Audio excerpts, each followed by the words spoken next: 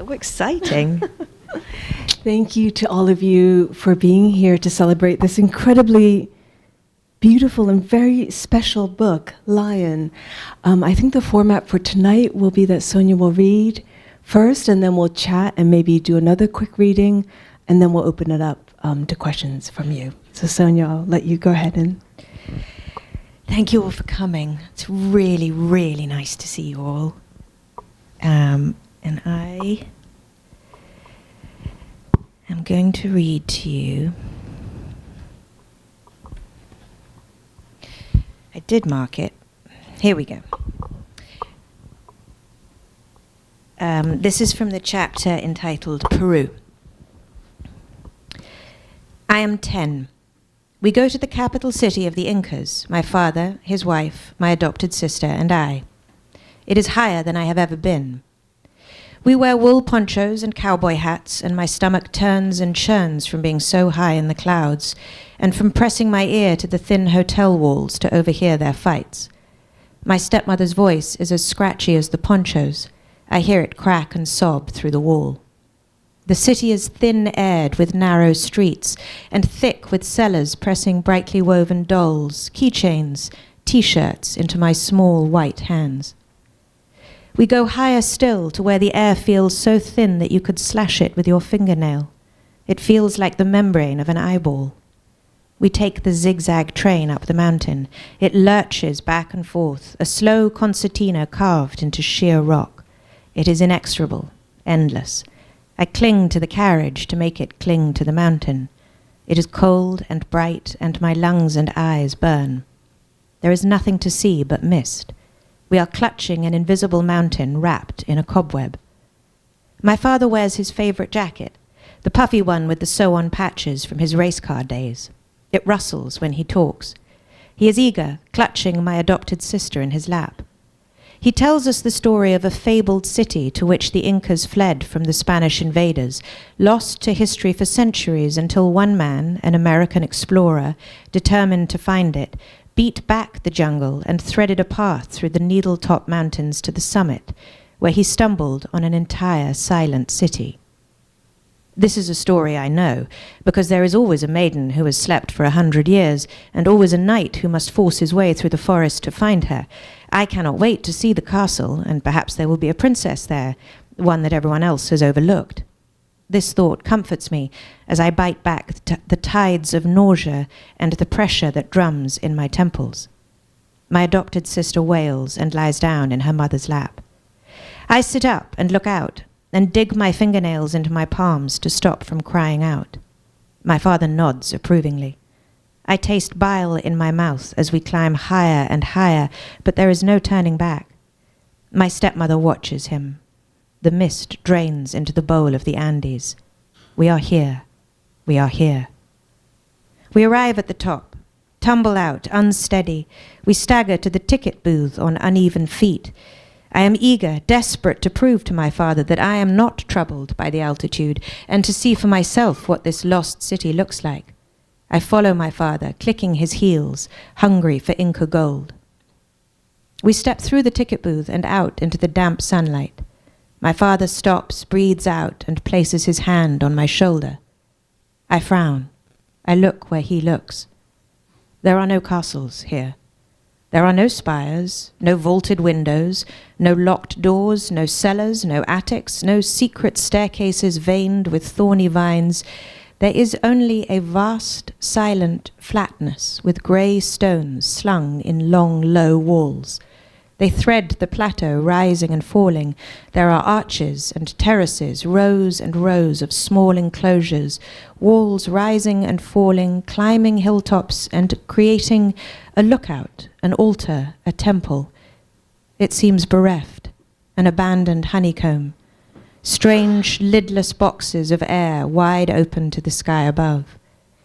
The citadel is nestled in green peaks that needle the clouds and tight grey stones that lay quietly like obedience. I sigh in disappointment and the longing to throw up and lie down.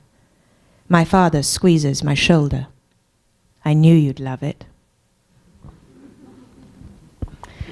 Thank you so much, Sonya. That passage gives such a powerful sense of what is so striking to me about this book, which is that it is, on the one hand, a novel that is composed of fragments and memories of your father, but on the other hand, it has this incredible immediacy, so that it doesn't feel necessarily like memories that are being clawed back over time, but instead they're kind of almost an incantation, maybe. I wonder if you could talk a little bit about how you, I hope this doesn't sound too abstract for a first question, but how you're negotiating kind of time in the book, because we are really with the character as she is experiencing it, not really as she is remembering it from a distance of decades.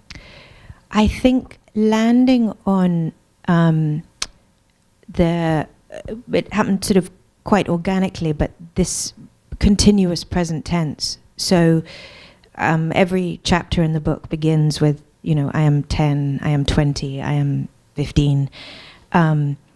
And that became the sort of diving board, if you like, from which to launch myself into the next memory and the next thought. The present tense is actually the thread on which all these beads are hung. I don't think it would have worked. I think it was going to have become a memoir, which I didn't want it to be if I'd written it in the past. I think the continuous present kept it alive and hopefully made it feel like time is this eternal present, which I sort of think it is. I wonder, it is a book that does not feel at all like a memoir, and it also doesn't feel like it's a book that is overly preoccupied with the reliability or unreliability of memory. These kind of pieces of the character of the father, who I want to ask you about in a moment, because it's really the anchor of the book in so many ways. But they come without kind of their authenticity being questioned in some way. And I think that is very much to do with writing in the present tense. They're also take a kind of tessellated form in a way. They're not chronological. They kind of, I'm sure there's a great deal of thought and craft that will have gone into the sequencing, but I wondered if you could talk about, did that fragmentation come to you alongside that continuous present tense? The fragmentation is a function of my memory as much as anything else.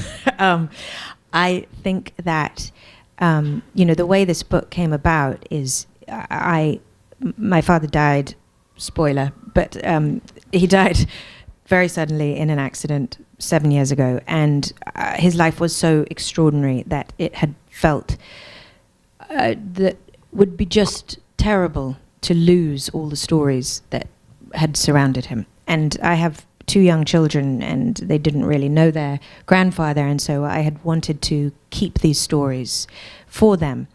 And I'm a journal keeper and have kept journals for years, and so I went to my journals and sort of harvested them and went through them with a highlighter and tabs. And were those journals from childhood all the way through? From my mid-20s. And so I went through them ruthlessly as though they were a textbook, and underlined and annotated anything that felt relevant to my dad. And those became the tiny little bits of clay with which I started to work.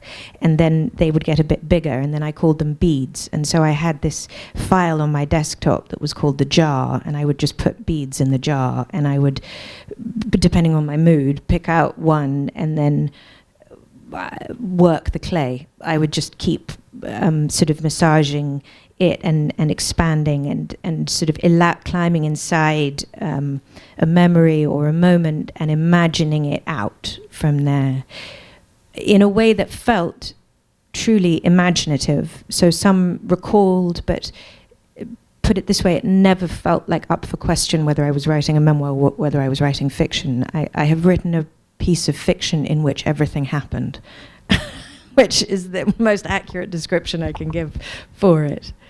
The character of the father in the novel is an extraordinary character. He's an extraordinary fictional invention on the page as you've created him. I wonder if you could share a little bit about him. He's really one of the best characters I think I've ever read. He was in life too.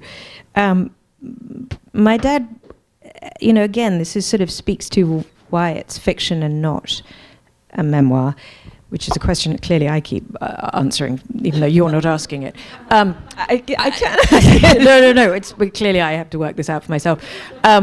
But I think my dad was a work of fiction. He was an inveterate storyteller, but he was also someone that lived in lists. It's the best sort of way to describe my dad. As he was a racing car driver, he was a Formula One, and he was a polo player, and he was a renegade, and he was married multiple times, and he was a skydiver, and but none of the nouns do justice to all the stories that surround each one of those iterations of who he was.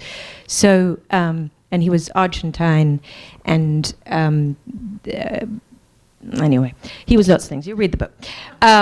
But so in some ways, trying to get to the truth of my experience of him as a father, while littered with these fictions, and these sort of outlandish events that surrounded his life. I've had other people in the past say to me, "Oh, you should write a script about your dad." And I've always said, I'd be told to tone it down. There's absolutely no way, and you couldn't fit it in a movie. The only form that would contain him is a novel.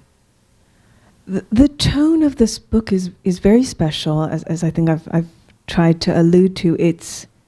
It's remarkably tender. It's suffused with love, but it is wary at the same time to a certain extent. I think maybe I'm wrong, of the charisma of the father in a way. It feels like the narrator understands very well both the seduction and the danger of that charisma, and how it's kind of affected her life and the life of other characters kind of around the father.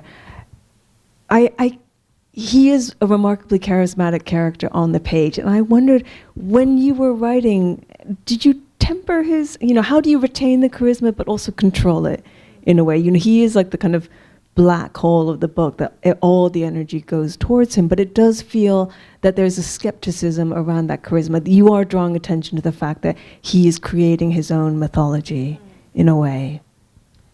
I think maybe the decision to draw on my own life, or the narrator's own life as it's unfolding in her journey as a parent, to ally that to how I was parented. I mean, to be really sort of broad, basic about it, to look at how I raised my children versus how my father raised or didn't raise me.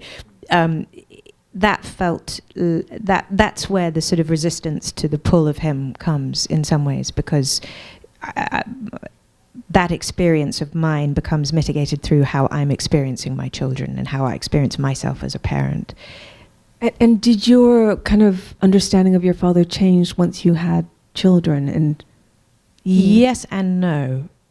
I think in some ways it just felt all the more astonishing. All the more astonishing. I wonder if I could ask you to read another, what is one of my very favorite sections in the book, which is, to me, another kind of pillar. Pillar is not the right word. I apologize. But if the kind of narrative of you bringing up your children is kind of a ballast against the character of the father, to me, the very opening of the book is also doing that, because of how it ushers us into the world of the novel. I wonder if I could ask you to read from it.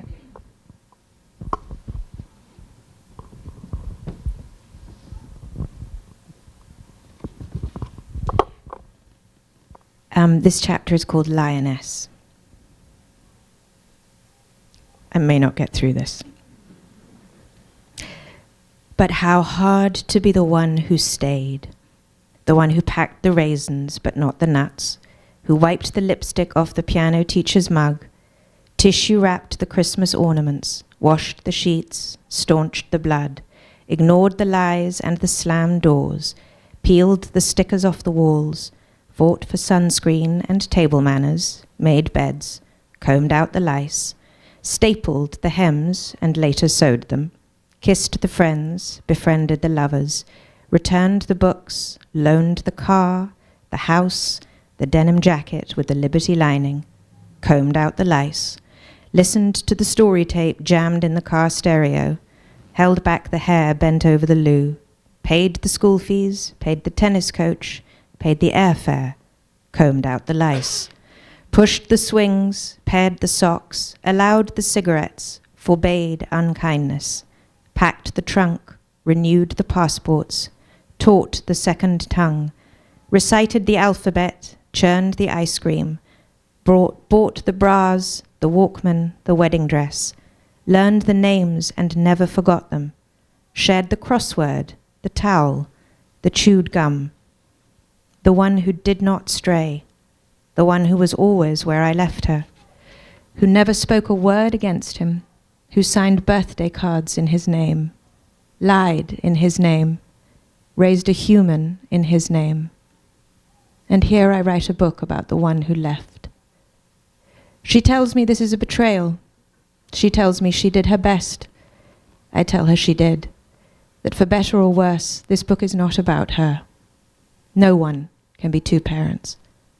I tell her my writing is not a measure of her failure or of anyone's failure. It is a book about love. My mother tells me she will never read this. I will write it anyway. I would not be here without her.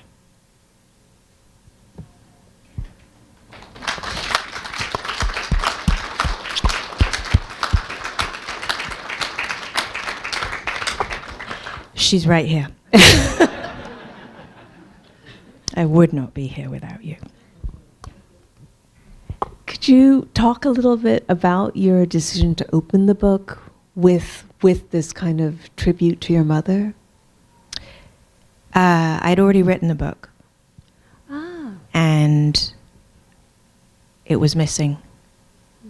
And I sat down and I wrote that in one sitting. It is one of the sections of the book that I didn't touch a word of. It was interesting you described your father as being a list. You referenced him as a list, but in fact, of course, that's the structure you used to describe the role of your mother in your life. Incredibly effective, especially the combing the lice. Hers are verbs. And his are nouns. Interesting. There's a putting this at the front kind of creates a sense of the ethics of writing, I think. To me, it felt that part of what you were doing by opening in this way was question the morality of writing and what it means to direct your attention one way and not another way. Absolutely. And I think, so much of what we focus on when we talk about writing is what you're looking at. And we often forget that as significant is the question of what is left out. But how complicated was this for you on that question of ethics and how you felt about writing about these people who you love very much and who are at the center of your life? I think it is imperative to feel vulnerable when I write. I think as an actor I know that if I'm unshaky, I covet and court that moment. Annie Dillard, I think it is, who says, "Gnaw your own bone," and I really believe that, and I felt and feel like if it doesn't feel precarious in some way, then I'm not doing what I want to do. There's something about the vulnerability of climbing inside stories and choosing to tell them from just one way. I mean, it's brave, but I think it's it's what I want to do.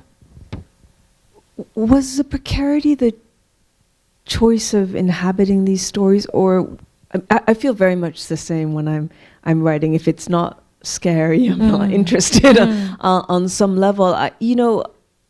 This novel is so beautifully constructed and so delicately constructed that I think you can almost overlook how reckless it is in a way. There is no clear, you don't follow the obvious tools or rubrics that writers rely on. You're creating some other kind of tension. I wondered how much of that precarity you experienced as you were creating the structure, finding the tone for telling this story, choosing this present tense, which is a very notoriously difficult actually tense to write in. It's much easier, I think, to write in past tense. That kind of balancing act, how much of that was kind of emotional on the level of the relationships and the stories, and how much of that was also formal? I don't know formal. I don't know. Okay. I don't do formal. I think, again, I've spent so long acting and reading things out loud, be they scripts or stories to the children or whatever, and I'm a lover of poetry, so I hear it. I mean, so much is a rhythm, and I feel it. So most of it's organic. Most of it was just like, that feels like the rhythm is right of that sentence, and if it isn't hanging and sitting properly sort of in my body, then it's not right. Then we move on. I'm not a trained writer in any sense of the word, and I have never. I studied English literature at college, but I'm just a reader, and so when a sentence sings, you know that. So I think that was probably the way in, was just, are they singing? The book is incredibly, it's far flung. It takes place in many, many different places in the world. There's a kind of restlessness to it to a certain extent, but there's also this very profound search for home, I think. And I wondered if you could speak a little bit about the role of home to the book. Well, home is a tender subject because we just lost ours in the California fires, and it is a very, very strange thing to have that be the landscape for this particular book. It's not the one I would have foreseen or chosen to launch my first novel. And yet there is an odd poetry to it, because the book is very much about what does being at home mean, and what does it mean when one of your parents doesn't have a home for you. And so finding that sort of interior home, if my dad understood anything, it was overnight reversals. No one understood better than he did what it was to lose everything in a night. And I've never felt my dad closer to me than I have in these last few weeks. I have felt that he would ruefully get the joke of what this is, and he would approve in a dark way, but he would. How I also wrote a book very shortly after my father died, and it was it was not therapeutic in that kind of sense, or even cathartic, I would say.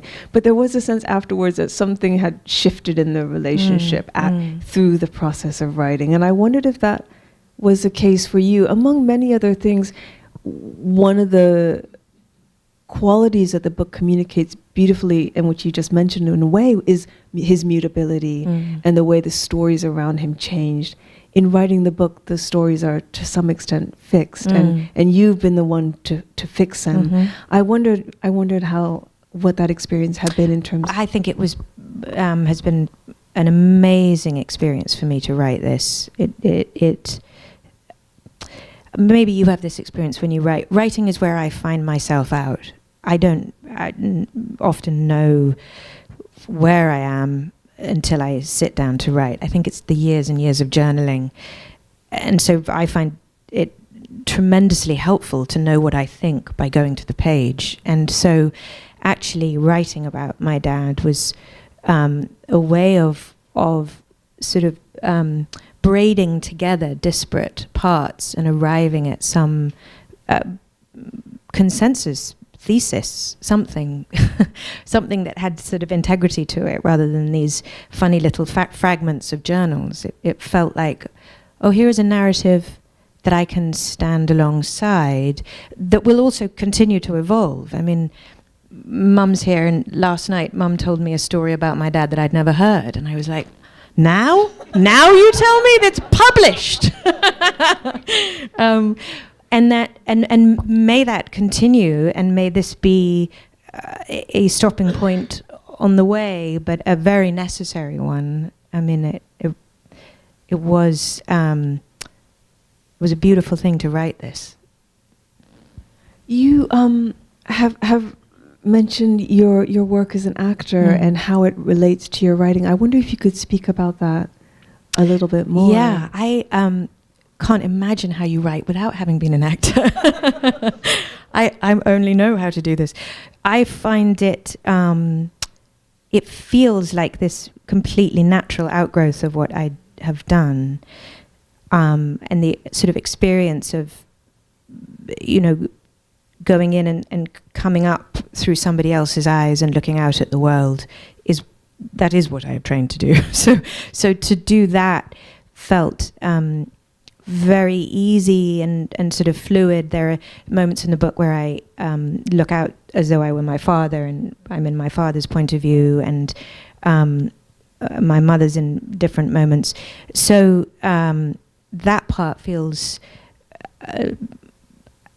just an extension of what I've been doing anyway, and a welcome relief. I think for a long time now I've felt like acting is great and really limited, and I'm really annoyed that I only get to say these lines, and I want to say all the lines. This isn't enough. Has felt like the refrain for a long time. And I love research. I'm a research junkie, so anything, I read nothing but memoir for 4 years leading up to this. I sort of like to saturate in whatever it is I'm doing. And then earlier, a few years ago, I played an astronaut, and so I sort of, gave myself a crash course in NASA. And the trouble is that you have these buckets of research, and then you get to set, and it can only take a teaspoon of what you brought with you. And I'm like, but I know all these things. I know about gravity. Surely. No. All right, I'll just say the lines. So this is just such a treat to get to say all the lines. Is it a form where you feel you have more control or freedom? Yes. No, listen, acting's great, and it's really infantilizing. And when you're a grown woman with agency and everything else in your life, and you're raising children and paying electricity bills, to then have to wait for someone to tell you when it's okay to talk is just terribly hard. So I encourage everyone who is an actor to write novels, because it really frees things up. You have lived in many different places and several continents, I believe. And you're a great reader. And I wondered if you were oriented towards a particular reading tradition. I mean, you mentioned having read many memoirs in order to write this book, which is not a memoir, which is maybe something we could return to. Definitely. The book that is not a memoir. Because I would not have guessed that from reading that book. I would not, this book, not that book and this book. I would not have guessed that memoir had been the training ground for that. That's a separate question. I'll stick to my original question though, which is, are you reading from many, many different traditions and mixing them all together and taking freely, or is there a kind of canon that you grew up on as a reader? Because I mean, I also did not study writing, so the only schooling I had in writing was reading, which is the most important one. But I can see how much the books that were important to me have shaped the way I write. So I was just curious, because this book is is really its own creature. Yeah, so I was curious about where your kind of, what are your coordinates? I mean, I went to a very traditional boarding school, and then I went to Oxford, which is a very standard, very traditional canon amount of literature. And then I moved to LA, and I immediately felt how desperately foreign everything was. I felt like it was a disastrous thing that we all spoke English, because we did not speak the same English. And it felt like it would have been so much easier if everyone spoke German, because then I would expect it to be different. But in fact, the similarity of the language meant that I kept sort of leaping into relationships thinking, oh, well, they'll get this, and they don't get this. And if we'd spoken German, I would have not expected them to get this. Anyway, so I felt like the only way I've ever known how to understand anything is to read about it. So when I got to America, I only read American fiction for 10 years, I think. I just did a crash course, and I just began recklessly. I just drove to Book Soup and was like, Philip Roth, great. What else? Stegner, brilliant. Let's do it. I just absolutely inhaled what I could, and resolutely turned my back on English fiction. I just was like, all right, I got that. Now I need to know. I need to understand this. And I feel like I sort of, I'm voracious. I read 2 or 3 books a week, except when my house was burned down. I don't read anything now. But anyway, I did used to read. I lost my library. I lost my entire library. But it's okay, because there are bookstores. So I'm so sorry. Yes, thank you. The journals and the books are all gone. Your journals? All my journals. It's all right. They were shit. They were really repetitive. They were just... so much heartbreak. They're a resource for you. They were the early clay of this novel. They were the early clay, but we have the pot, so it's okay.